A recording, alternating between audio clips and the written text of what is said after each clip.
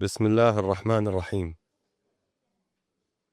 والحمد لله رب العالمين والصلاة والسلام على سيدنا محمد وعلى آله وصحبه أجمعين. أصحاب السمو والمعالي والسعادة، السيدات والسادة، الحضور الكرام، السلام عليكم ورحمة الله وبركاته.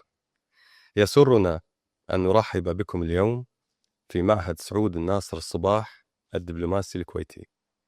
يسرنا أن نرحب بكم في وزارة الخارجية. لن نطيل عليكم في هذه المقدمة، حيث أن موضوعنا صناعة القرار تحرير دولة الكويت أصبح منذ ما يزيد عن 34 عاما جزءا لا يتجزأ من التجربة الكويتية. أنظر حولي فأرى وجوها عرفها هذا الحدث جيدا، وعرفته وعايشته، وأعرف أن محدثين اليوم عايشوه كذلك. حدث بدأ باعتداء ظالم غير مبرر، وانتهى بفضل الله بتحرير وبنصر. يسعدنا أيها الجمع الكريم أن ينضم إلينا بعد ثوان معدودات كل من سعادة الشيخ نواف سعود الناصر الصباح، الرئيس التنفيذي لمؤسسة البترول الكويتية، والذي اعتلى في عام 2022 رأس القطاع النفطي في دولة الكويت بعد مسيرة طويلة وناجحة فيه، وكان له كما يعلم الجميع اطلاع خاص ومباشر على تفاصيل موضوع ندوتنا اليوم. وسعادة الدكتور ريتشارد هاس دبلوماسي من الطراز الرفيع، وصاحب تجربة فريدة وخبرة في العلاقات الدولية، حيث سبق وأن تولى عدة مناصب، أبرزها مما له علاقة في موضوعنا اليوم من عام 89 إلى عام 93، حينما كان مساعدا خاصا للرئيس جورج بوش الأب، ومديرا لشؤون الشرق الأدنى وجنوب آسيا في طاقم مجلس الأمن القومي.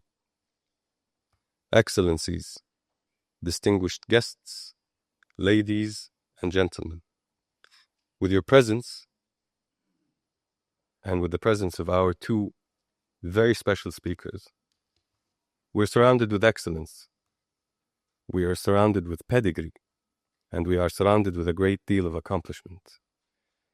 I'm sure we're all looking forward to hearing from both of them. There will be time for Q&A after our keynote speakers have concluded, and the questions could be directed by scanning the QR code, which is on the screen right behind me. So without further ado, please join me in welcoming to the stage of the Kuwaiti Diplomatic Institute, Sheikh Nawaf Saud Nasr Sabah and Dr. Richard Haass.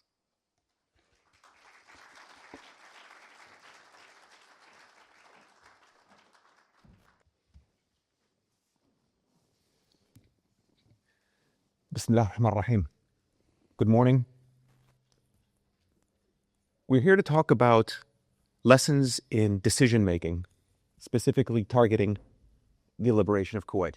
A liberation that arrived in no small measure due to the work of a young 35-year-old PhD plucked out of Harvard University's Kennedy School to come work at the National Security Council in the Bush White House.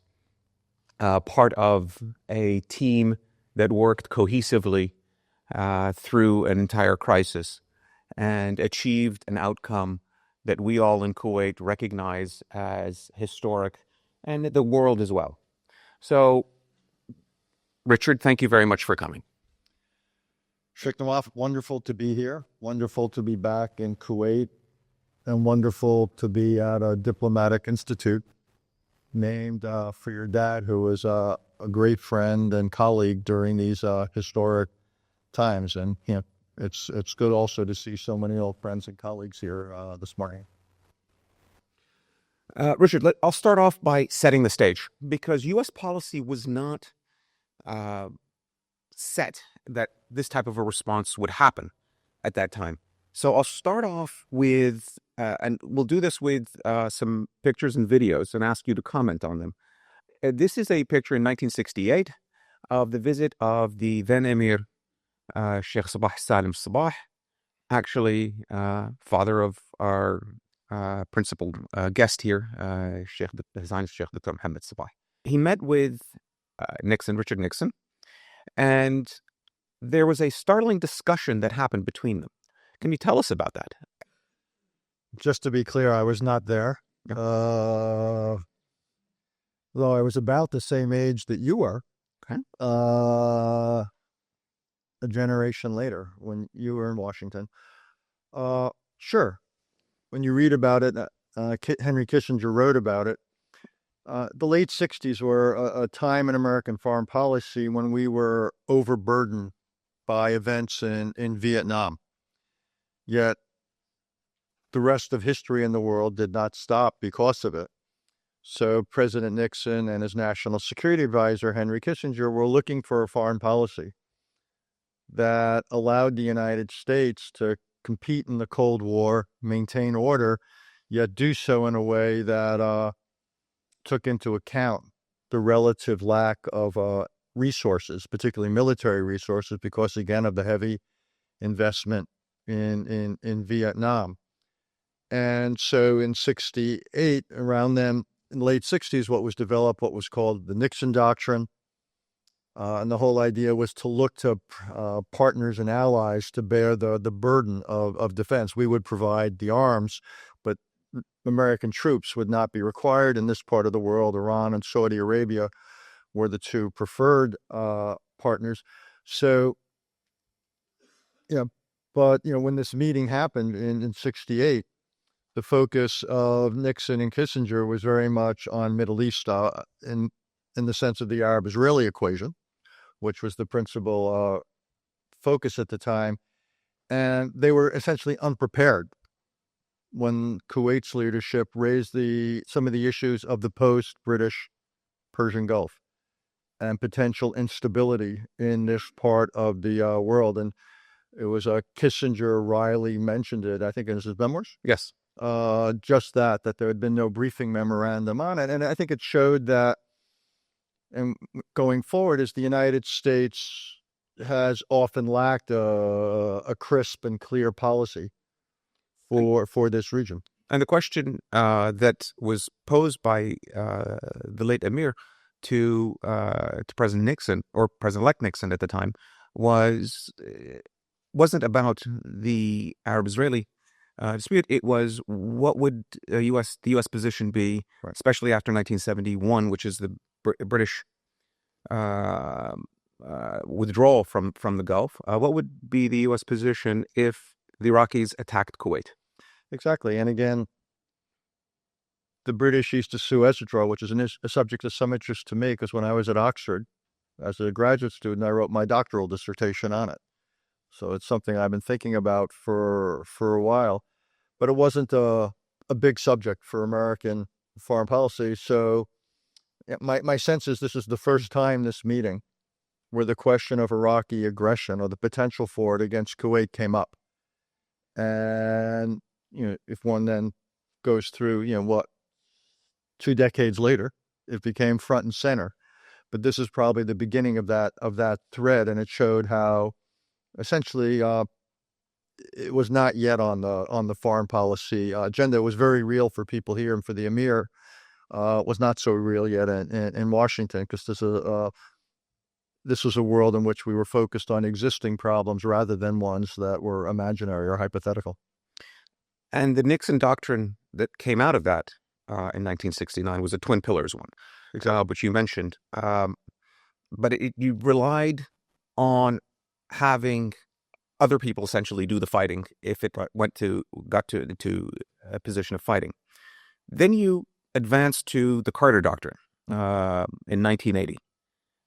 Can you tell us a bit about that? Yeah.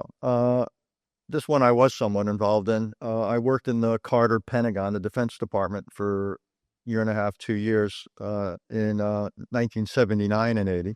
1979 was a critical year for 2 reasons. One was you had the revolution in Iran. The other was you had the Soviet invasion of Afghanistan. And the combination of the two put this part of the world, in the general sense, front and center, and also made the United States rethink certain assumptions.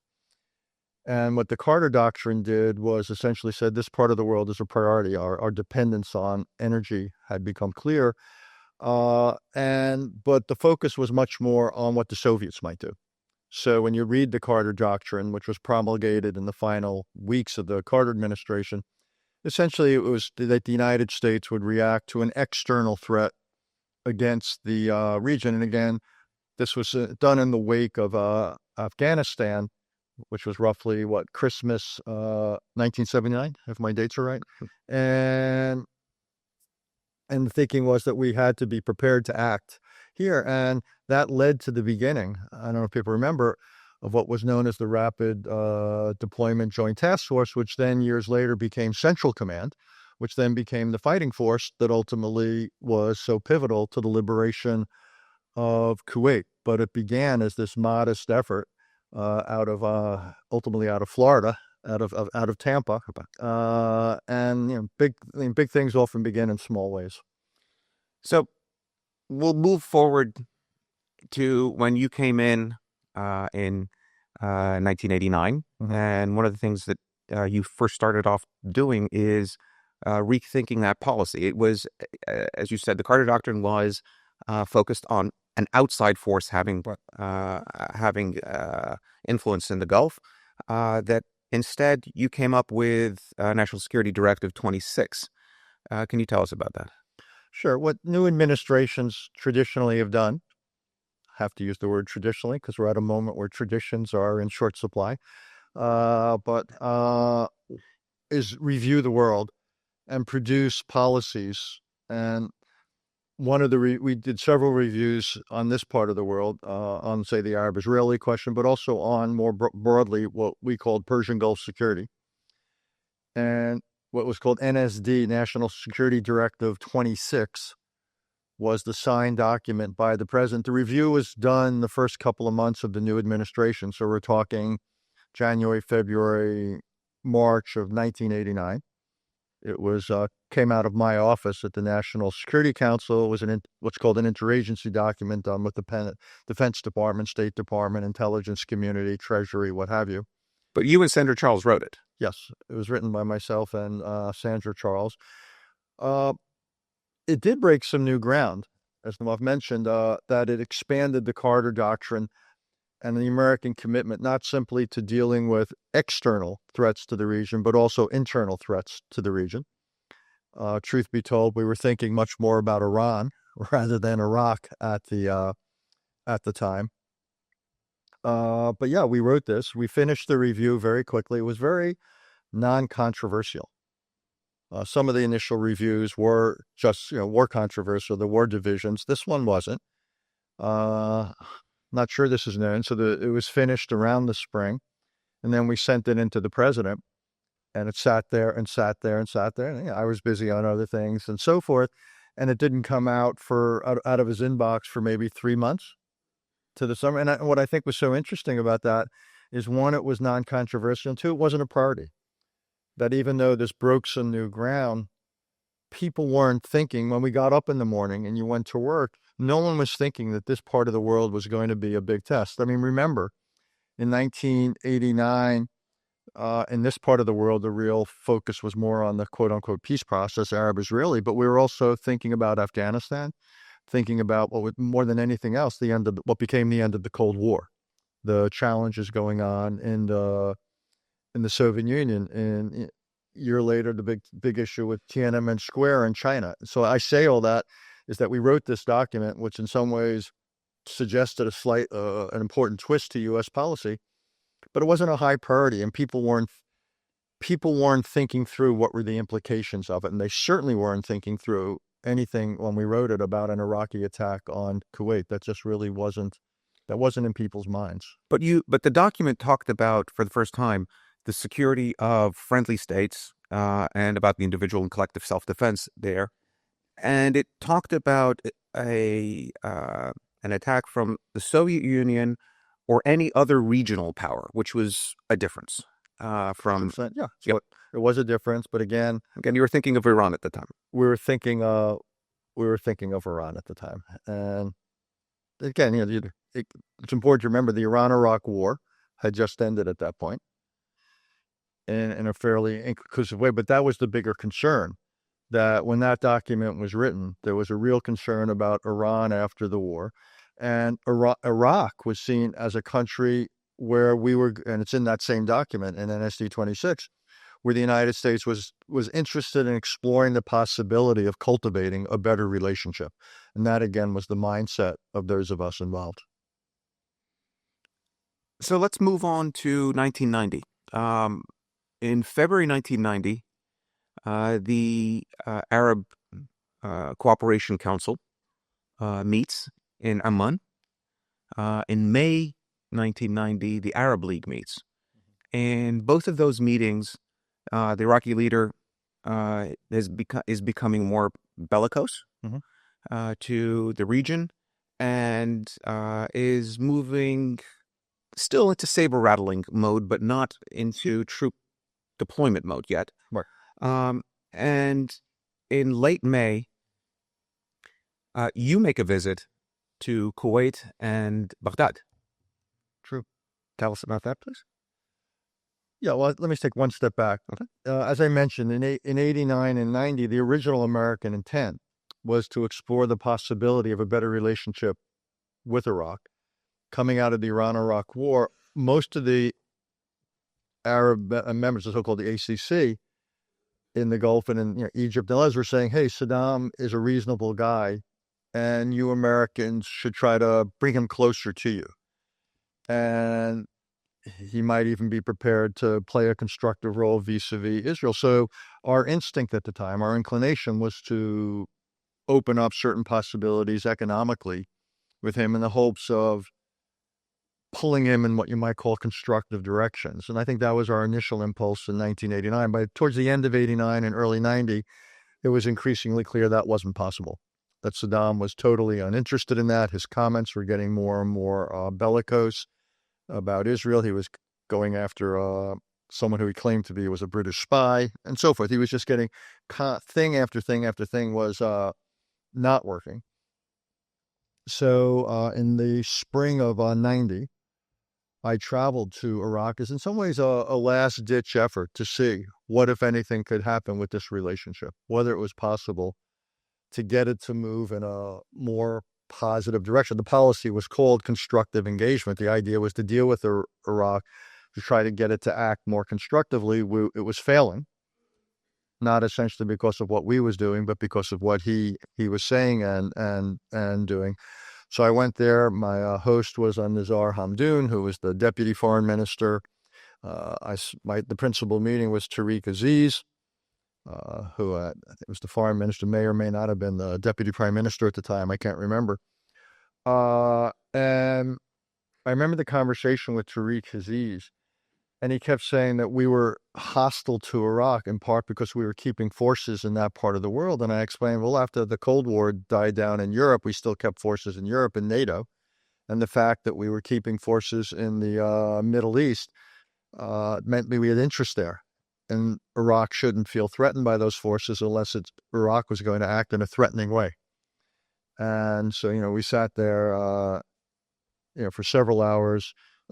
A conversation with Tariq Aziz was a debate. It wasn't a conversation. And at the end of it was kind of I don't know, there was no clear outcome. He made his points, I made mine. I came back not particularly optimistic about anything that could be done. But on the other hand, I didn't sense great pessimism. I think it was a day or two after I left, Saddam was about to convene the Arab League in, my memory serves me right, in Baghdad. But, I reported back to the president and others that I hadn't heard anything that led me to believe that our policy of constructive engagement had essentially run its course. But again, I didn't come back thinking, indeed, my conversations here were not particularly focused on the idea of Iraqi invasion. I remember one conversation, I hadn't thought about it until now, with the foreign ministry, where I actually Here in Kuwait. Here in Kuwait, where I actually asked the question, "Are you worried about it?" And people said no. And it was not, the possibility obviously was there, but it wasn't though people were waking up here every morning and coming to work worried about an Iraqi invasion. So I said, okay. So I came back thinking our policy with Iraq wasn't working and the idea of cultivating it, but I didn't come back feeling that this part of the world was on the edge of a crisis. It was where it was. So as we get into July, especially after July 17th, the Iraqis put forward a memorandum that is accusatory of Kuwait and the United Arab Emirates. Troops start to build up along the Kuwaiti border. You're trying to make an assessment of what Iraq's intentions were at the time, and I'm really interested in the thought processes and the decision making that was going on at the time. We can move into the July 25th meeting that then Ambassador to Baghdad, April Glaspie, had with the Iraqi president. And but before that meeting, you had already written a memo that was, how would you characterize your memo, let's say? Which memo am I writing at this point? This is the one in late July as troops are building up and you're trying to assess what U.S. policy should be. So let me just make a general point, then we can talk about the specifics. Yeah. Whenever you're looking at any situation, and Nawaf's question got it, it's one thing to assess capabilities, something else to assess intentions. Well, capabilities are mostly visible. You can count the number of airplanes or tanks or troops, and you can look at where they're physically located. There's various measures of what's called readiness, and the CIA would do that every day. And you would get literally in the morning intelligence assessments of Iraqi capabilities. And so what you had was a big buildup. Intentions are, unless you have very, very specific, usually human intelligence, which we didn't in this case, intentions are opaque. And can be unclear, or often intentions can be not just disguised, but you can be purposely misled. So we could read capabilities, we couldn't read intentions, and everything we were hearing from the Arab leaders was, this is just Saddam being Saddam. Relax. This is a kind of elaborate dance or choreography to put pressure on Kuwait and others. If you remember, Saddam had great ambitions, didn't have a great treasury after the Iran-Iraq war, and was looking for a higher price of oil, looking for transfer payments from Kuwait and other countries. And we just assumed, and I'm one of those, that this was simply pressure, what in a different era would have been called gunboat diplomacy. Weren't gunboats involved, but essentially the same thing, using military force to coerce, to try to bring about a change in policy. And everything we were hearing at the time from the Arab world reinforced that. And it was, don't get involved, just let this play out. And ultimately, Iraq and Kuwait would come to some type of a mutually acceptable compromise where Kuwait would have to give a little bit, and the Iraqis would declare victory. And that's what we thought. So, give a little bit wasn't including territory. No, not territory, but it would agree something on oil pricing or output. The feeling was, I think that if I remember correctly, that there were quotas, understandings about, and that the Iraqis charged that Kuwait was producing too much. Whether it was true or not, I don't know. But the idea that one way or another, they would be able to find some way to deal with this economically in a way that would make the Iraqis happy. And that was pretty much our assumption. And again, let's make a larger point. And it's here we are at a diplomatic institute, which is the power of assumptions. And assumptions can be really dangerous things.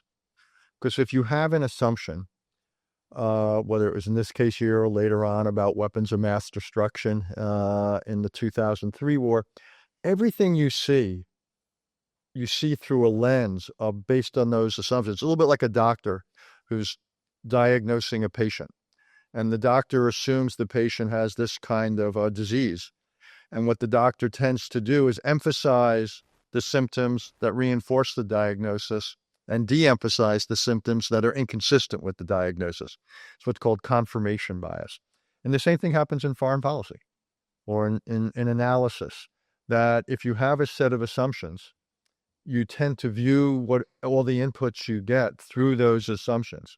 So in this case, if you thought that Saddam Hussein, like I did and others, that he was just pressuring Kuwait in order to get an outcome on oil, then we tended to focus not on the capabilities, but we discounted the capabilities until the very last minute that he was building up, because we thought he probably wouldn't use them. So let's get to that last minute. At some point, the thinking changed.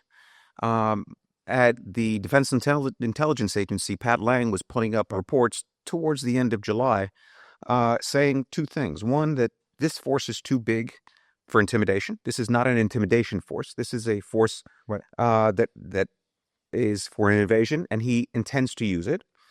And the second point was, in at least Pat Lang's memos, saying that Saddam doesn't know how to bluff. That his assessment was, the psychological profile, at least, that he was working on was, this isn't what the administration was thinking about at the time, you were thinking about at the time. When did you start changing your viewpoint towards that?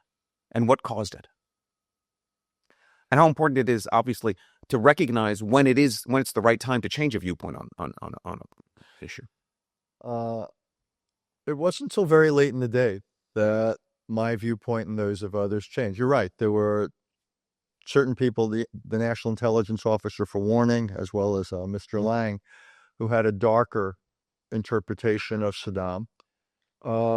Mine was still that he probably wouldn't do anything, or if he did something, it would be small. And again, he would use that to kind of bargain for what he wanted. Nobody was suggesting that he would do what he ultimately did. That was almost too big and too radical for people to have in their minds. Look, I was worried when he kept building up, and when I mentioned before, the CIA would come in every day with almost imagine you had like traffic lights, and it would have 15 measures, and increasingly the lights were changing color, and it would look at various assessments of what the Iraqis were doing, in particular the so-called readiness, how much ammunition and water and other things troops had, and increasingly it looked like they were preparing for war rather than just to bluff. Though again, the idea that they were preparing for war made the bluff all the more plausible. And then you had the meeting, we haven't talked about it, the last April Glaspie meeting in I think it was the 25th? 25th of July. 25th of July. So you had a memo that was more bellicose, let's say. Yeah, I was more worried. By then, I had reached the point saying, he's doing too much for this just to be a bluff. And then April Glaspie had a meeting with him, and he was on good behavior that day. She came away reassured that he wasn't going to do anything. Indeed, she was so reassured she went on vacation, thinking that it was safe to get out of Baghdad. So I had sent my memo into Brent Scowcroft, the National Security Advisor, to give to the president. And I told him, I pulled it back and wrote a note on it and basically said, things seem to have calmed down. I don't think we need to issue certain warnings and move certain forces because the temperature of this have calmed down. Saddam seems to have made his point, and what he signaled our ambassador was that he wasn't going to do anything more. So I said, let's not. And again, all the messages we were getting from the Arab leaders, Americans back off. Tell me if I'm wrong on the dates here, Nawaf.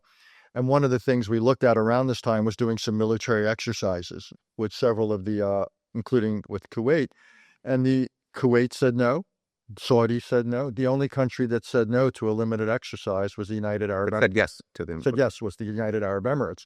And again, the feeling was don't poke the tiger.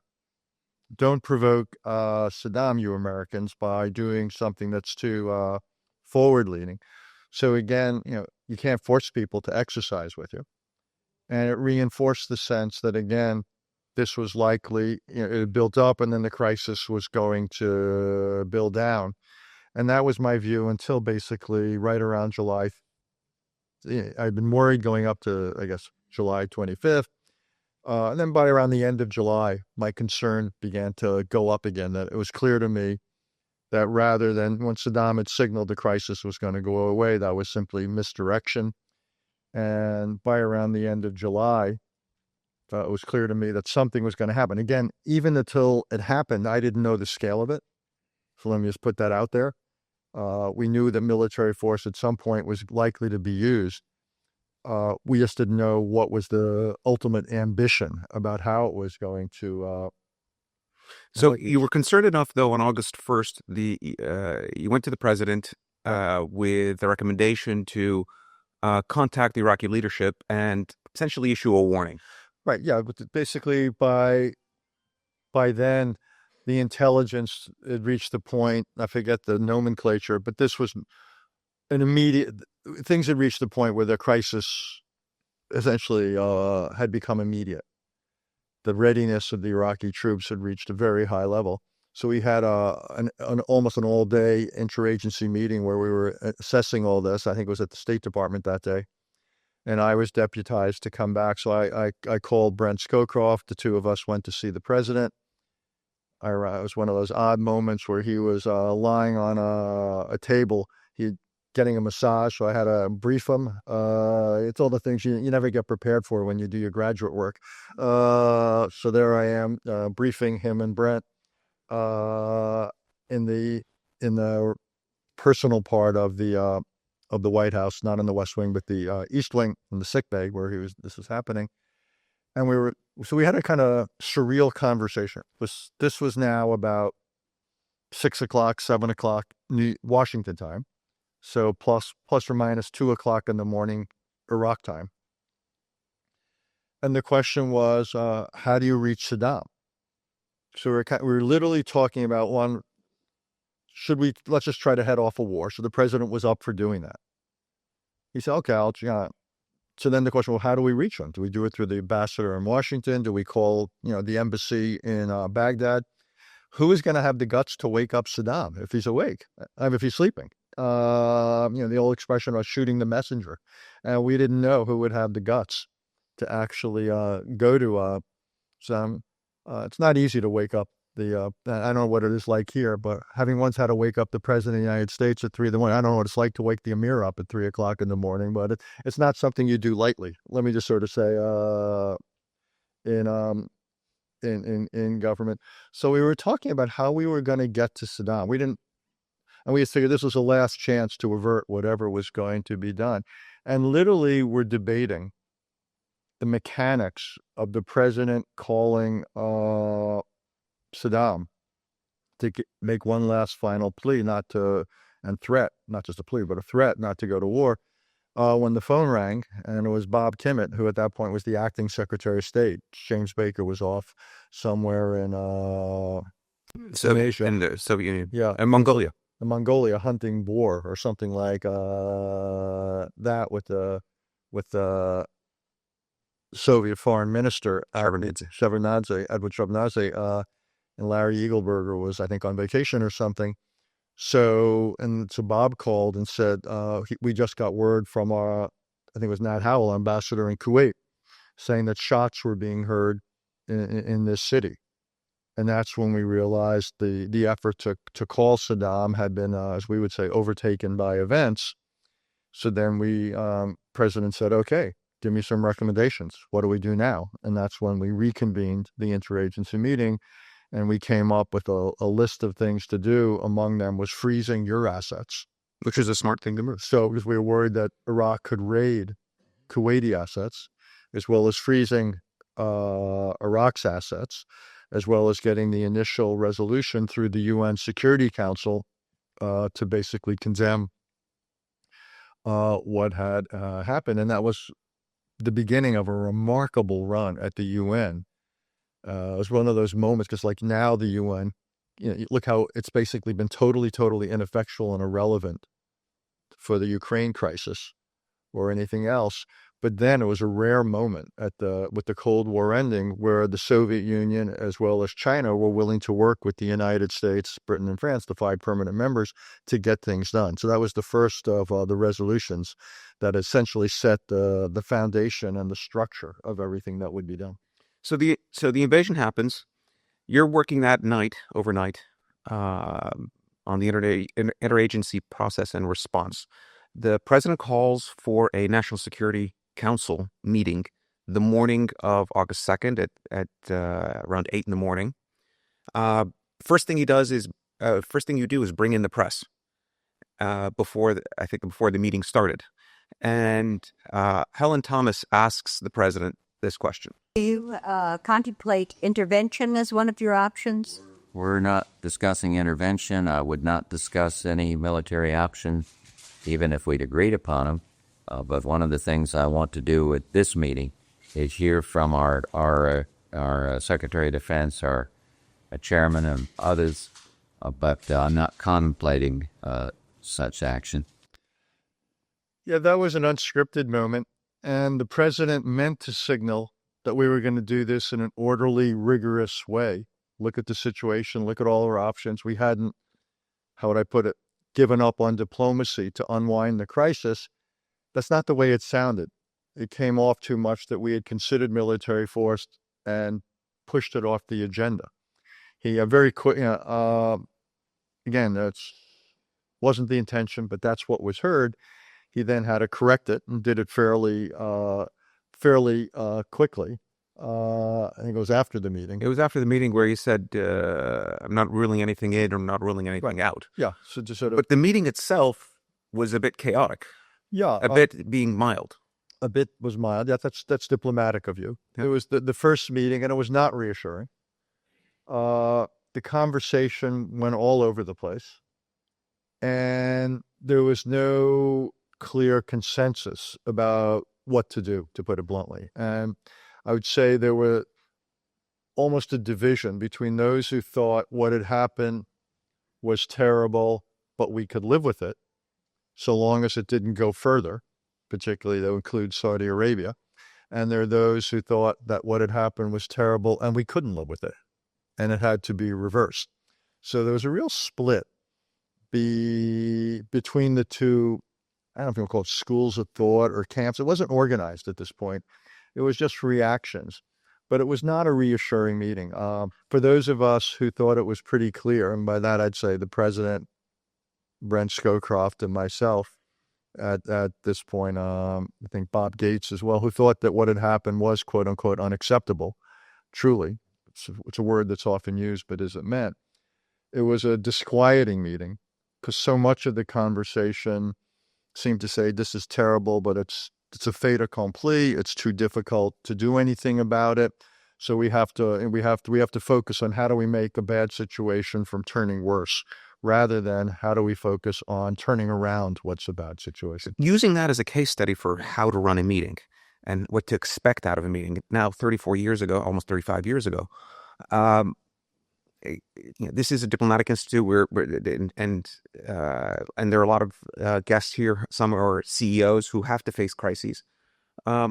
What's the takeaway in terms of, sometimes it's good to have a meandering meeting just to let people vent and put out ideas. Yeah. But when you're in that type of a situation, you very rarely come out with clear logical thinking that is outside the box, unless one or two people put out papers for people to discuss, something on that focuses the discussion.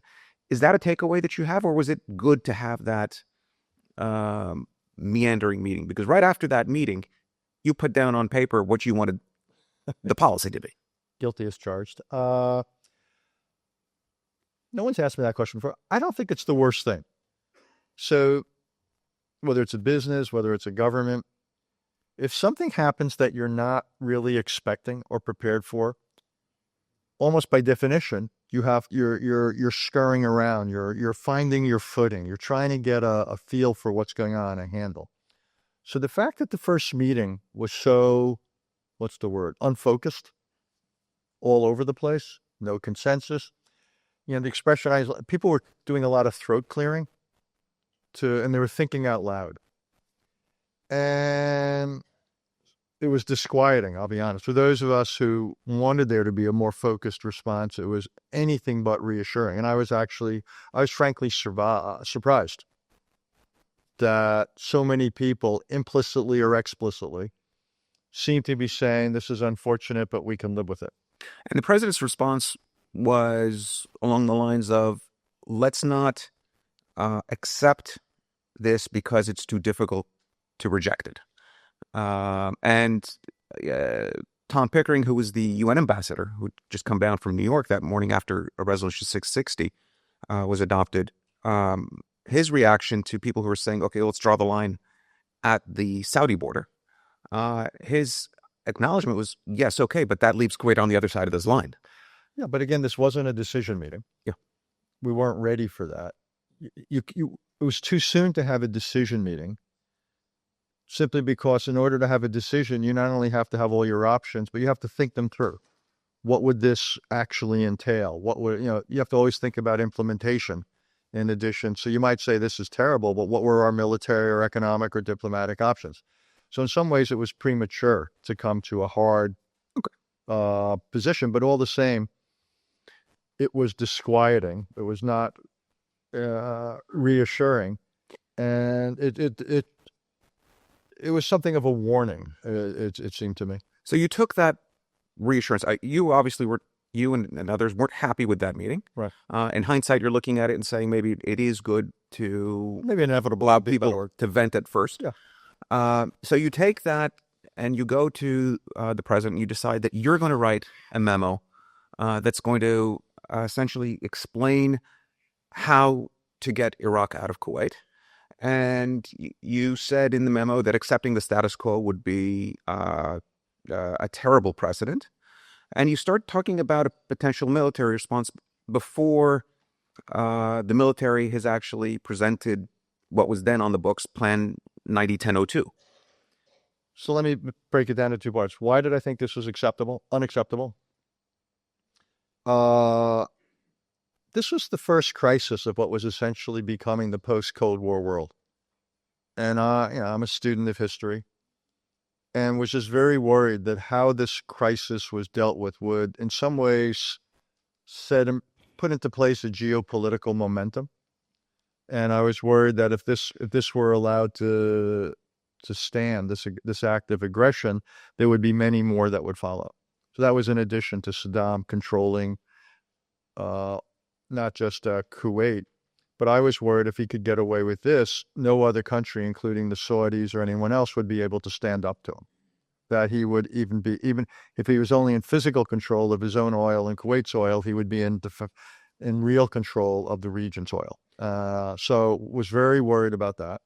And yeah, I laid out a scenario which a lot of it ultimately became policy, that basically said this is unacceptable.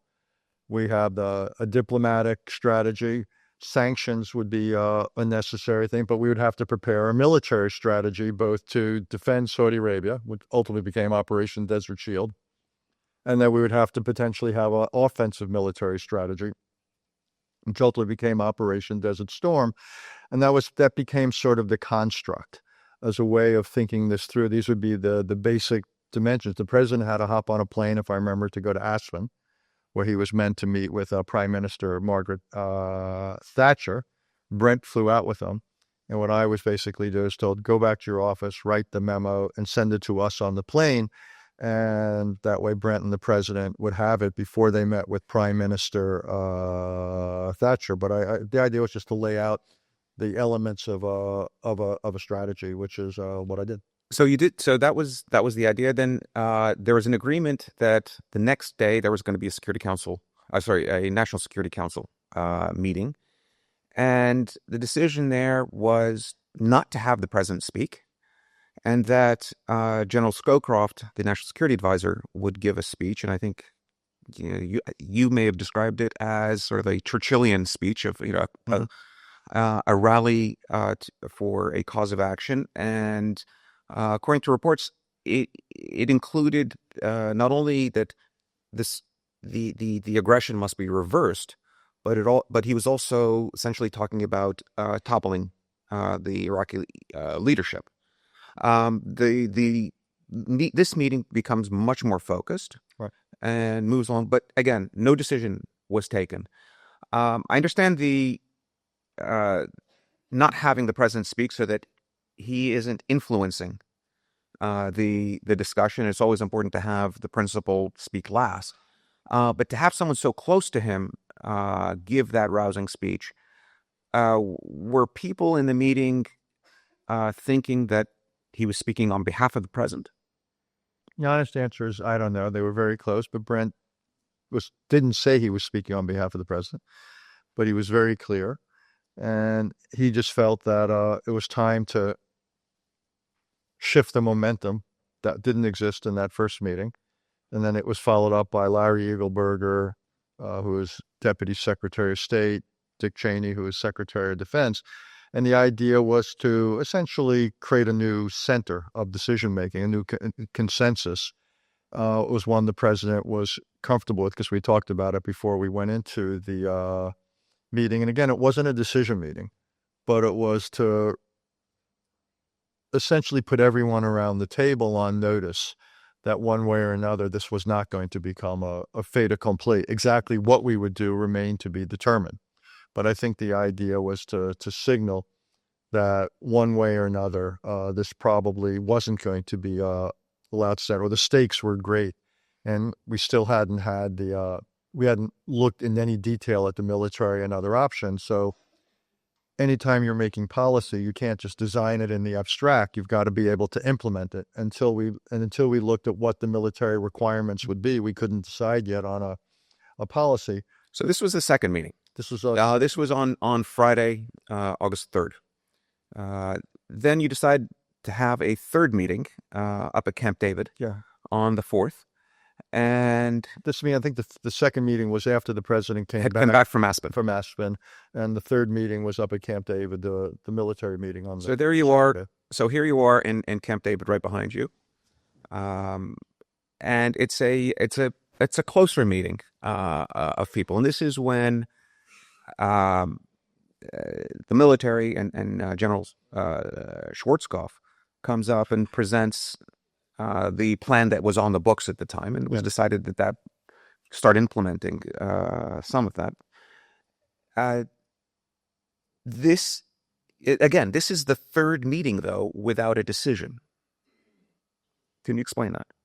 What the thinking was? And well, it's hard to have decisions yet because, again, we had to find out what was viable. And if you're going to talk about using military force, well, you had to have a place to put it. So, there were only certain things you could do unilaterally. At some point, you needed countries in the region to work with you with basing and so forth. So all at this point we could do, and the purpose of this third meeting was to get a sense of what were our options. And the military hadn't really had a chance to be terribly creative yet at this point.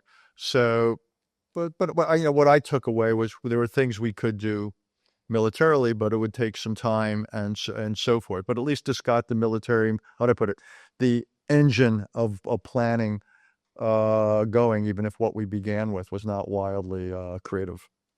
So then you're done with the meeting. You're heading back to Washington. Mm-hmm. Unfortunately, you had to skip out on a tennis match with Pam Shriver and the president. And Chris Evert. Okay. You get back to Washington. The president comes back the next day, August 5th, Sunday. Right. And he's coming back on Marine One, flies into the White House. There you are now, greeting him at the bottom of the steps of the helicopter.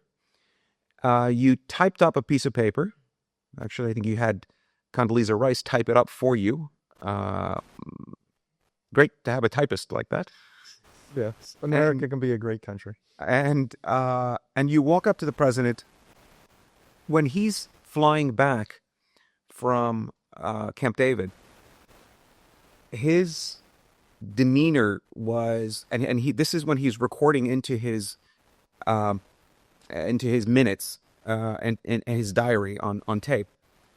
He was quite angry, and it was showing that he was quite upset with how what was called the Narrab option wasn't working. Mm-hmm.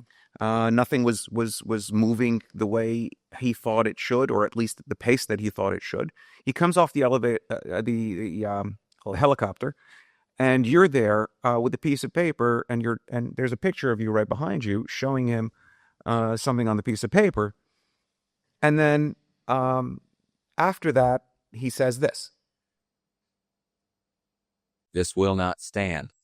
This will not stand, this aggression against Kuwait. What was on that piece of paper? I can't take credit for that historic phrase as much as I'd like to. What was on that paper was essentially a summation of everything that had happened. Or in some ways, what we were hearing from the Arab leaders at this point was, don't overreact. We're working it. We will turn Saddam around. We will get him to leave and so forth. And the president essentially had it. So what I had to deliver him news. I was the messenger who had to deliver news he didn't enjoy reading, which was diplomacy wasn't working. And there was no sign that the crisis was winding down. And I think he was tired of getting told by Arab leaders not to overreact. And so what you got from him was his frustration with the moment. But the phrase, this aggression against Kuwait will not stand. That was his formulation, and I think it was very George H.W. Bush. For him, this wasn't complicated. This was simple. This was a matter of right and wrong. It was almost that simple. And he was then fed up with all the people who were saying, well, we can live with this or that or give this more time. Everybody else was operating in the gray. For him, it was black and white. And that was the moment when that came through. So the response then happens after August 8th, the military... Can I say one other thing about it? Yes, please. Because it came out later with Colin Powell, who was then chairman of the Joint Chiefs of Staff. That was a critical moment because we had 3 NSC meetings. There was a 4th meeting right afterwards, yes, which largely looked at economic issues. But that moment was crystallizing, not just for the world, but for the U.S. government. That was the moment in which people around the U.S. government and around the United States understood where U.S. policy was heading. Details had not been formulated, had not been articulated, but no one after hearing that could doubt that one way or another, whether it was through diplomacy or sanctions or if need be military force, this was going to be reversed. So that was a major moment of transparency and clarity that hadn't existed up to that point. Didn't do much for my relationship with Colin Powell, who thought I had put the president up to it and essentially bypassed the decision-making process in the U.S. government, because the president, who had been careful not to voice his opinions, as you mentioned, letting others, his lieutenants, if you will, doing it, that was the moment in which people understood that what U.S. policy, what the direction was. It's actually an interesting point just on the decision-making part of this discussion. When's the right time for the leader to say, now here's the law? And when's the right time to say, I want to hear out what's going on, and you may end up with a meandering discussion? It's a good question. There's no hard and fast answer, but I would say you want to know 2 things before you make a big decision. One is you want to make sure you've assessed the menu of options. And second of all, you want to make sure that you've drilled down on the options so you understand not just what might be desirable, but also what's feasible. What would be, if you wanted to do something, what would it take? What would be the cost? What would be the risk, and so forth? In a funny sort of way, the president was a little bit out ahead of that here. We hadn't done all the analysis of exactly what was feasible and what it would cost and so forth. But I think I think he had reached the point where he didn't care. One way or another, he was going to make this policy happen, and he would take responsibility for it. So we hadn't done the detailed homework, if you will, about military options and sanctions and all the rest. But I think, for him, and maybe it was clear, as I said before, and it also, let me just make a larger point. Had somebody else been president, you quite possibly would have had a very different policy. There was nothing inevitable or automatic about what he did. I mean, you think about the presidents we've had over the last 40 years, and I couldn't sit here and tell you with any confidence that every one of them would have come out in the same place. Indeed, I actually think the opposite's more likely the case. Most of them would not have come out in the same place. They would have found ways to work around this or live with this. And it just shows how much history depends upon the leader and who are his or her senior aides. But there's very little. My one, I've worked for 4 presidents, for Jimmy Carter, Ronald Reagan, and both Presidents Bush. My principal takeaway from having worked for the 4 is almost nothing is inevitable. No decision is inevitable, that it really just depends upon the people who are making it and what arguments are brought to bear. So I actually think, had someone else been president at this time, or had there been different people in the room, you might have come out, the United States might have adopted a very different policy with obviously very different consequences for this country and its people. So on that note, let me take you to the end of September. September 28th, His Highness at the time, the Emir of Kuwait, Sheikh Jabir, is visiting Washington, meeting with the president. And that meeting left a lasting impression on the president, and it changed a little bit his demeanor. Yeah. Why was that? What was the message? What was the relationship going on? And essentially, how were Kuwaitis interacting through the political process with the U.S.? Well, you had the meeting, and then we had a lunch, if I remember Yes. correctly. President and the Emir didn't have a deep relationship before that. They just hadn't had much interaction. What the meeting did, I think, was bring home to the president that this was not just a question about geopolitics and the question of how order or not was going to look in the post-Cold War world. It became personal as a result of this. You had the Emir, you had your father. Can you speak about Sure. what contributions were going? Yeah. And what the Sheikh Saud had done as ambassador was he became the face of Kuwait for the president and for many Americans. And for a diplomat, he was surprisingly undiplomatic at times. We think of diplomats having a poker face, being very unemotional, and he was emotional. But that was good, because it was important that people understood that this was not, again, some abstract geopolitical thing. A country was at risk, and the population was at risk, and people were losing their lives. And that, and the fact that the ambassador was there day in, day out, meeting with members of Congress, meeting with people like me and others, meeting with the president periodically or talking to him. It made this a human story and not just a foreign policy story. And then when the Emir came, I think the principal takeaway built on that was that this was not something that could play out forever. The line that we began using, we want to make sure there's a Kuwait left to save. So it added the most important takeaway of this visit, it added a sense of urgency. That it wasn't simply the important that this will not stand, but this will not stand sooner rather than later. That had to be turned into policy. Because the principal takeaway is that the Kuwait's ability to endure and survive, if you will, as a nation, as a people, was not unlimited, given what the Iraqis were up to. So it added an urgency to U.S. policy. Later on, the urgency was reinforced by the sense once we sent a lot of soldiers to the region, they couldn't sit there forever.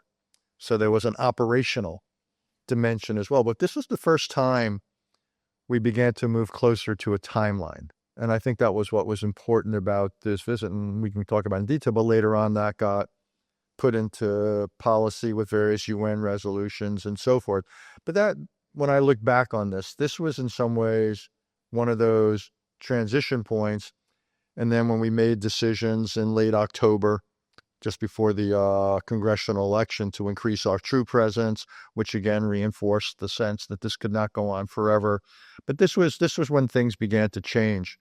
And the reason was that occupation was taking an enormous toll, and the president personalized that.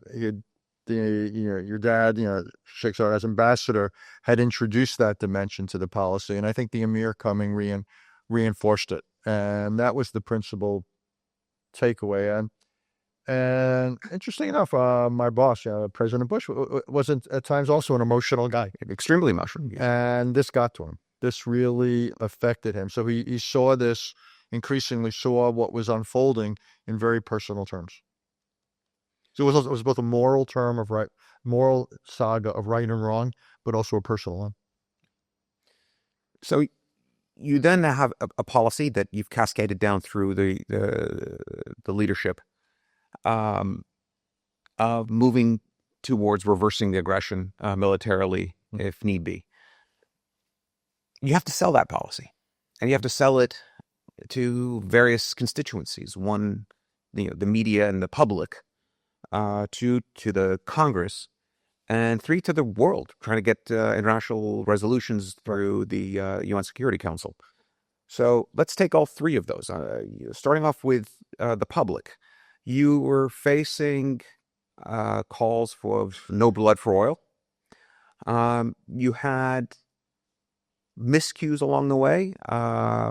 You had Secretary Baker at the time trying to explain this as about one word: jobs. It was 3 words: jobs, jobs, jobs. It was 3 words: jobs, jobs, jobs. That's exactly right. And then when you announce the doubling of troops right after the congressional elections at the beginning of November, almost an entire week goes by without anyone from the administration on the news shows, on the Sunday morning shows, on the morning shows, explaining the policy. And instead you had, it was a sort of an onslaught of detractors to the policy dominating the airwaves in what I think you called at some points the Veterans Day Massacre. What did you do to win back the public support for the policy? Well, a couple of reactions. One is we got caught here, where the decision had been made just before the election, but it wasn't announced. So then afterwards, the decision to increase U.S. forces dramatically. That's actually an interesting story in and of itself, where the president was meeting regularly with the Secretary of Defense and the chairman of the Joint Chiefs, Colin Powell. And the question was, well, what is it we would need to do this, to liberate Kuwait? Because by this point, most of us had assumed that we would have to build a credible military capability and possibly use it, that sanctions and diplomacy alone were not going to get Saddam out of Kuwait. And my own view, I can't prove it, was that certain people in the military whose enthusiasm for a war here, and you have to remember, people thought this was going to be an extremely difficult, costly war. And a lot of the so-called experts were making predictions of tens of thousands of American casualties and the rest. They basically, one of the things I learned when I worked in the Pentagon is at times the best way of saying no is to say yes, but. So the answer would be, yes, we'll do this, but we need this many troops and this many this. And you hope if you make it big enough that the answer will, oh, that's too hard. So the military came in with a set of enormous requirements. And the president said, great, if you need anything more, let me know. Moving the 7th Corps out of, essentially leaving Western Europe undefended. Whatever it required, we were going to do. And so it took that. right after the midterm elections in November, the problem was a lot of people, the criticism was, well, if you knew you were going to do this, why didn't you announce it before the elections? So the issue became less the policy than the handling of the policy change. So the administration was on the defensive, which is why there weren't people going out talking about it. Because no matter what, we were going to be attacked both for the substance of the policy, but then for not being transparent, which was the problem. There's also an issue where you mentioned the three constituencies, the public, the Congress, and the world. So here we had this policy. We've been talking about it for months. And the press got sick of writing about it. So here was our dilemma. If we said the same things about why we were doing what we were doing, no one would write a story about it because it's the same thing. Why should we write about it? And if we said anything new, we got slammed for changing our rationale for the policy. So we felt trapped about how to maintain public support. And I don't know how many of you remember, but public support in the United States was thin for this. In part, this was, if you go back and you think about it, this was, 1990. There just wasn't great, interest at that point in a large military undertaking halfway around the world. There wasn't great familiarity with these countries in the Middle East. The predictions were of massive U.S. Casualties, and so the administration, hadn't won the public debate. Certainly hadn't won the congressional debate. Where we'd done best was actually internationally. We were doing far better at the UN, and we passing all these resolutions than we were doing at home and winning over Congress or the American public. It was one of those curious things. So at the UN, you had the rotating presidency in November of the UN Security Council. And the decision was to go towards what ultimately became Resolution 678 to authorize all necessary means. There was a whole debate with the Soviets about the use of the word, the phrase "all necessary means." You were off with Secretary Baker at the time, trying to determine whether you had enough support, trying to line up the support for that resolution. Where were your most difficult conversations? Where did you really think that we may not get this? Yeah, this is the fall of 1990, if I might guess right. This should be November 1990. Yeah, and we got the resolution came at the end of November. Right, the end of November, right around Thanksgiving. Mm-hmm. The biggest thing was getting the Soviets on board, and that was remarkable. It was interesting early on. I think it was Secretary Baker who said that's when he knew the Cold War had ended. When you had the United States and the Soviet Union essentially working together. Hard to imagine now, given where U.S.-Russia relations are, but that was then. China was a more reluctant participant, but didn't block anything. Had a veto in the UN, never used it. Would at times vote for things, at times abstain. Big thing was getting the Arab world on board. Wasn't that we needed it so much militarily, but we wanted it diplomatically. And winning over the Syrians was a big deal. Getting them to join the coalition, winning the Egyptians. But what we wanted was united a front. Unlike the later Gulf War, we didn't have a problem, particularly with Europe. And I don't mean to denigrate, but it wasn't that hard. This was such blatant aggression. And it came at a time where U.S. relations at the end of the Cold War were as good as they've ever been with Soviet Union, hadn't yet become Russia, and with China they were pretty good. And the fact that we went the extra mile to get the UN Security Council resolutions and so forth, it wasn't that hard to get international support. And the big deal was getting Arab support. I think that actually mattered a whole lot. At the beginning of the crisis, obviously, to establish a working relationship with the Saudis, to get them to accept hundreds of thousands of U.S. forces, and then ultimately to get the Egyptians and the Syrians on board. And that's... So your biggest fight, if it were, was on the Hill, was in Congress. Absolutely. And as you got closer, after the 45-day essentially pause for peace, from end of November to January 15th, as it got closer, a decision was made really towards the end of that period to seek congressional approval. Certainly in November, after the doubling of troops was announced, Congress started holding hearings. Some of the most damaging ones, I think, were those chaired by Senator Nunn of Georgia, a conservative Democrat, usually considered hawkish, if you will. How much did his hearings and his position make life more difficult in a vote that ended up being, by the way, in the Senate, 52-47? Well, yeah, his opposition mattered because on any issue, there's certain people in the Congress who have outsized influence because they're seen as experts, and others sometimes will be influenced by how the experts go. So Sam Nunn had outsized impacts. He was a senator from Georgia. And the fact that he wasn't convinced really hurt us because it meant that it was very hard to get Democratic votes for this. Just as a sub-note, years later, he said his opposition to this war was his biggest mistake as a member of the Senate. Wish he had realized it sooner, but better late than never. But yeah, this was, this whole operation I was peripherally involved with. Most of us making the policy were involved with the policy. This was largely handled by the Congressional Relations part of the White House. It didn't go great. We had Republican support. We just weren't able to win Democratic support. And I think it showed still where the Democrats were decades after Vietnam and all that. It was just very hard to sell the idea of a large-scale American use of military force. We just, the safe position in the Democratic Party at this point was to oppose the war.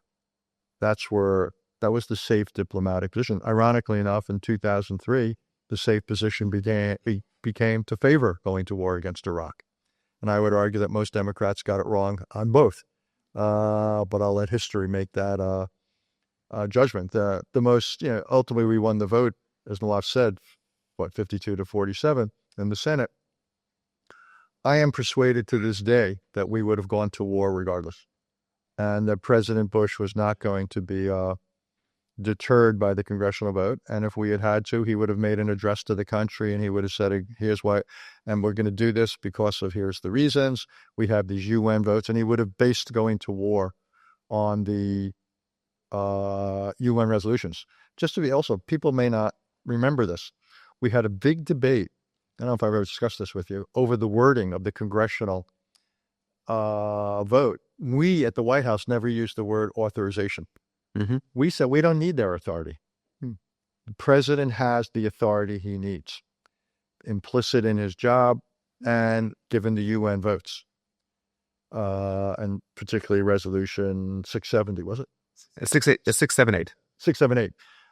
Which said all necessary means as of January 15th if Saddam has not completely gotten out of Kuwait.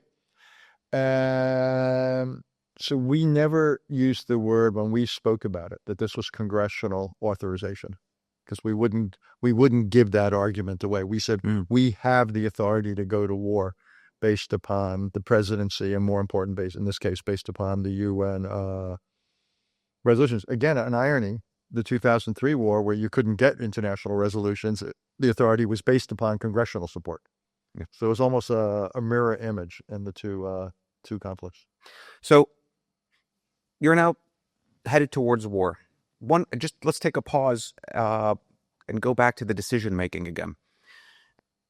And we talked earlier about the initial 3 meetings of the NSC being pivotal in getting the thinking and essentially lining your ducks up in a row. Were you aware of what's commonly called groupthink, which is basically when you put a bunch of people in who generally have the same thoughts and they come up with a policy that's not well vetted, not well thought out? The classic case from the U.S. perspective was the Bay of Pigs. Sure. When President Kennedy surrounded himself with people who were like-minded, they all thought the same way. Nobody was a devil's advocate against the policy. The policy turned out to be a disaster, and he learned the lesson shortly thereafter when the Cuban Missile Crisis came about. where he essentially appointed his attorney general, his brother, Robert Kennedy, to advocate for the other side, essentially, against the policy. And you ended up with a more robust policy. Sure. Now, you didn't do that. We didn't do that, but we didn't have groupthink. I've been involved in many things in government. The fact that you had the Iraqi invasion in early August, we did not end up using military force until mid-January. There was more systematic assessment of policy options during that time than I've ever been a part of. So I actually thought in this group that it was the so-called small group, Bob Gates, Bob Kimmett, Dave Jeremiah, Decker, Paul Wolfowitz, and myself, we met almost every day. And we looked at every angle of this. So it was intellectually rigorous. And we brought in other people. We brought in other people at the deputies level as needed. This was systematic, rigorous work. Again, the contrast with the 2003 Iraq War could not be greater, which was not, shall we say, systematic and was not rigorous. So we didn't bring in formal opponents, but we also every day we were reading newspapers, what all the experts were saying. People like me were meeting with experts. So we had a pretty good idea. We were talking to your government, other governments. This was not a narrow, impulsive set of policies. So let me take two steps off of that. One, and I may be asking you to get beyond the scope a little bit, but the relationship between Scowcroft and Baker. Yeah. One headed towards one as an outcome. Sure. Secretary Baker being Secretary of State, one, and the president's closest personal friend, at least in the administration, two, gave him a lot of leeway to push the boundaries. Sure. Within the policy, and to have a side dalliance, for the lack of a better word, with Beschmiertnik in the Soviet Union, and how did that dynamic work? And was that one of the checks against having a policy that wasn't vetted? You still had that tension. Well, you had several tensions. You had the tension, Secretary Baker, in part because he was Secretary of State, in part, I think, because of his own temperament, was probably the one who leaned most in the direction of a diplomatic outcome. You had the joint statement he did with the Soviets. You then had his meeting with Tariq Aziz in January. What did you expect out of that meeting? Didn't know. And I was worried, to be perfectly honest, as was... I think the entire world was worried about that. Well, not everybody, but I remember sending a memo. I said of instructions. The Secretary of State got it. This meeting was what, in Geneva? In Geneva. And he got it, and he asked one of his aides, is this memo from the president or is it from Haass? And he said, oh, it's from Haass. He said, okay, in that case, forget it. But it was my attempt to build in some limits and all that. Turned out the Iraqis made it easy. That let me just make it large. We were so prepared for the Iraqis being clever. One of my nightmares was that the Iraqis would say in January, well, we're going to withdraw give back 20% of the land we took. And I was worried that they would tie us in knots, that they would do something partial, and that all sorts of people in the United States and elsewhere would say, oh, therefore you can't go to war. Diplomacy is working. The pressure is working. And we were prepared. And what we had literally done was drafted the statement the White House would put out minutes later if the Iraqis did that, saying, we note this statement by the Iraqis, or even if they did it, we note this action. It's not good enough. And in the next 24 hours, they have to do this. The next 48 hours. We basically had prepared for any eventuality where the Iraqis had tried to get clever and essentially do half a loaf in order to undermine the solidarity about moving towards implementing Resolution 678, and they never did it. They were in the meeting with Secretary Baker or anywhere else. They had so many opportunities to make our lives difficult to make our lives diplomatically difficult. And they never once availed themselves opportunity. It was black and white to the end. And it was just, but yeah, we were prepared for all sorts of, and we would not have fallen into that trap, even though there would have been people who would have said, you can't go to war now. And we would have said, that's why we would have laid out the demands for full withdrawal. We had a very demanding timeline for the Iraqis. And if they hadn't met that, then we would have said Resolution 678 still applies. So we're getting to the closing towards the end here, because once we get into the war, it turns over to the military at that point. Yeah. So it's mostly out of your hands.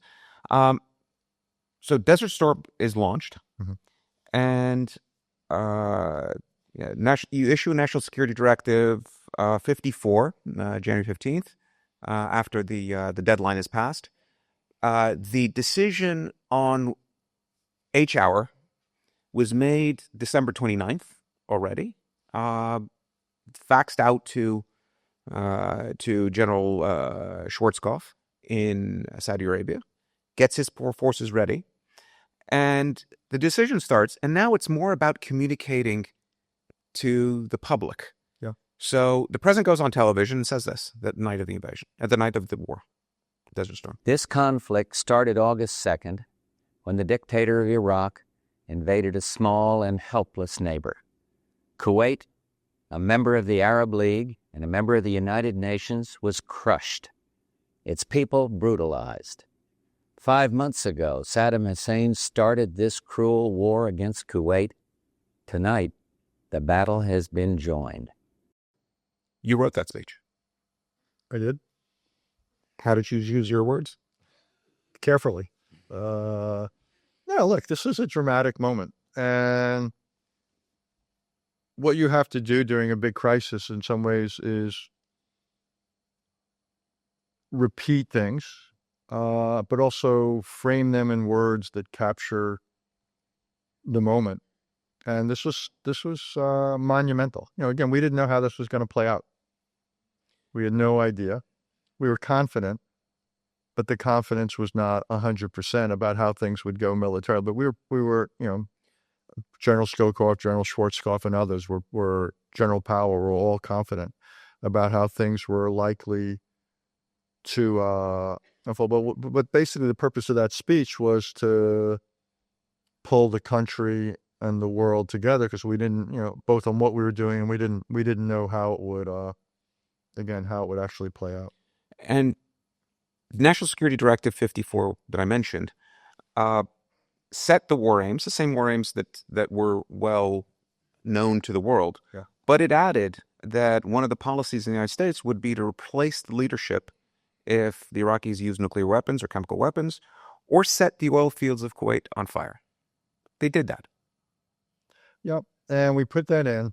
And the focus at the time was mostly on Iraqi use of weapons of mass destruction. We were worried about that a desperate Iraq would use, in particular, chemicals. They had used them before. And we knew they had nuclear materials, or we thought we knew they had nuclear materials. And we just wanted to deter it. And it was something that we did in the letter that President Bush sent to Saddam Hussein that Secretary Baker delivered and tried to deliver in Geneva. Tariq Aziz wouldn't accept it, if I remember. But that was a public that was put out to the public. So that was part of the public diplomacy. You could say that this was part of what you were doing to pressure. NSD 54 was an internal document. Right. Again, it was based upon the emphasis in our thinking when we drafted it, and I think I was the drafter, was on weapons of mass destruction. Mm-hmm. I'll be honest with you, I don't remember how the phrase about the oil wells got in there, the oil installations. And obviously we didn't make good on that, in the sense that when Saddam did target the oil installations in the final days of the war, that didn't lead the U.S.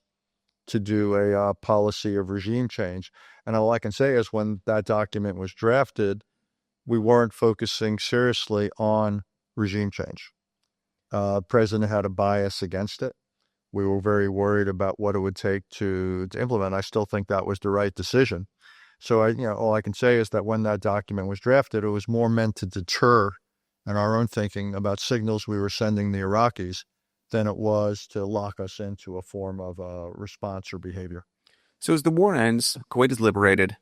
You're now thinking, what are going to be the terms of the ceasefire? And as I understand it, you really didn't have anybody who was in the military who was an expert on writing ceasefire resolutions and writing ends of war, because you really had a clean end to a war not since World War II.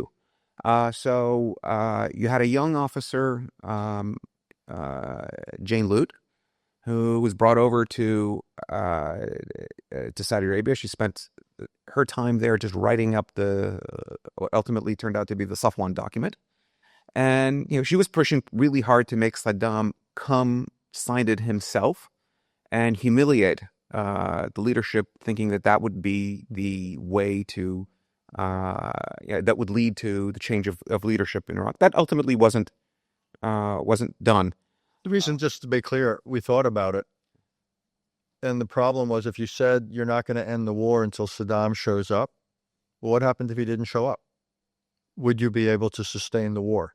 And we thought maybe not. So that was a potential bluff that I have a view that you don't put bluffs out unless you're prepared to have them called. And so I understood the utility or desirability of having Saddam come to be so personally associated with surrender and the rest.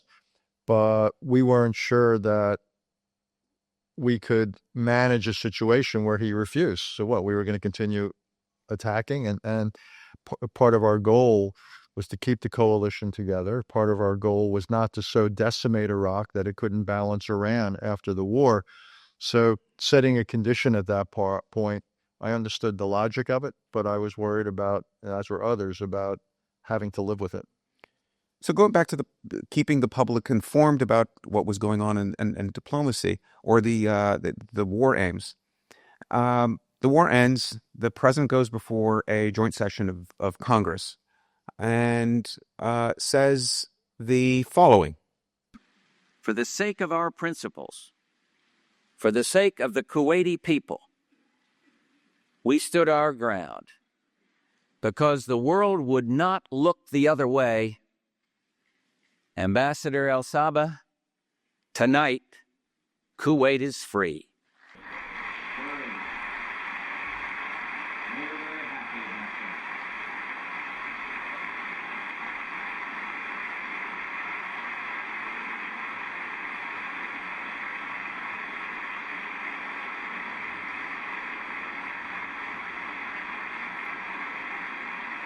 So this clip gets played in Kuwait every February around this time, As it should. and is become one of the clips that really has defined that period. Again, you wrote that speech. Give us some background. I wrote that speech. I don't remember writing that line. I think that was something the president inserted to make it really personal. But yeah, he was at the pinnacle of his popularity in the United States, and it was a triumphant moment, which wasn't easy for him because he was brought up in a home where you were not meant to feel triumphant. But yeah, it was a great moment. And it was also before some of the messiness of the aftermath had somewhat clouded the result, given what happened in the South and the North with the rebellions against Saddam. But that was probably the cleanest moment. And many of us thought, not only had the liberation happened at a cost to ourselves and others that was quite modest compared to the predictions, but there was still, at this point, the expectation was that Saddam Hussein would not be able to survive.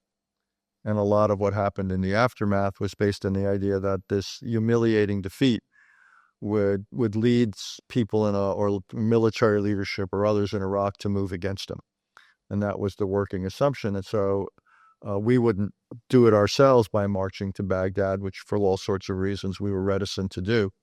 But we thought that result would be highly likely. And again, it's in some ways, again, it highlights the dangers of assumptions. Not that I think we were wrong in not going. And if I had known he would have survived, I wouldn't have advocated going to Baghdad, given what I thought were the likely costs of such a policy. And the president wouldn't have approved it because he felt he had a deal with the American people and the international community that our goals were limited here, not unlimited. But again, a lot of what we did at this point was informed by that assumption. So, Kuwait is liberated. The president invites my father to the Oval Office to congratulate him on the liberation of Kuwait. And you and I are sitting on a sofa next to each other, right behind you, Young men. and you look as good as ever. Yeah. Tell me the role of exhaustion that played throughout that process. It's one of the ironies of government, or maybe even any institution or organization, is crises are by definition the most important times where the greatest is at stake.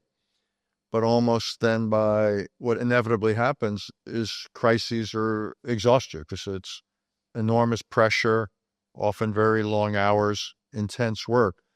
And I think by March or so, people were pretty out of gas, that they had been going for 9 months, plus or minus 7 days a week, often 16 or more hours a day. And it takes its toll. And I think one of the reasons our policymaking in the aftermath of the war wasn't as good as our policymaking earlier on is our policymakers were burned out and also had to start focusing on other issues that got ignored. So the feeling was, okay, we finished the job at hand. Now we can go back to some of these other issues that that we had to ignore for 6 or 8 months. So I think slightly discipline broke down in the U.S. side. Plus, there was the assumption that things would kind of take care of themselves, and obviously they did not.